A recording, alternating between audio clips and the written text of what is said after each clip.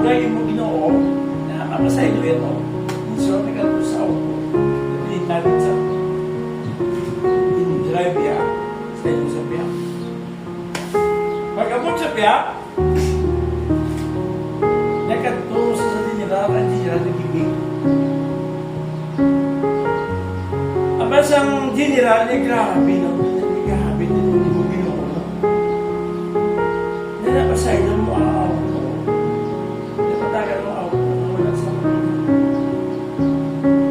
Niya itong auto, wala itong makina. Paano mo ito? Grabe, ginagawa. Now, sa aton na buhay, nakatabo ini, siya aton tayo sila, na do not be anxious about anything, but in everything, by prayer and petition with thanksgiving. Abalo kami magpangamuyo, kami magpasalamat sa Diyos, maabot niya, present your request to God. Di ba?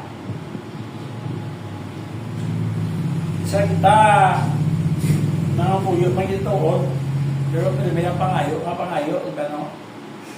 Lord, hindi nyo ang gina-require Diyos niya daw, ang gina-require Diyos niya, by prayer and petition with thanksgiving, present your request to God.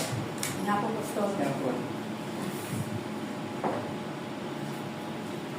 Dapat na ba doon hindi magpasalamat? Di ba?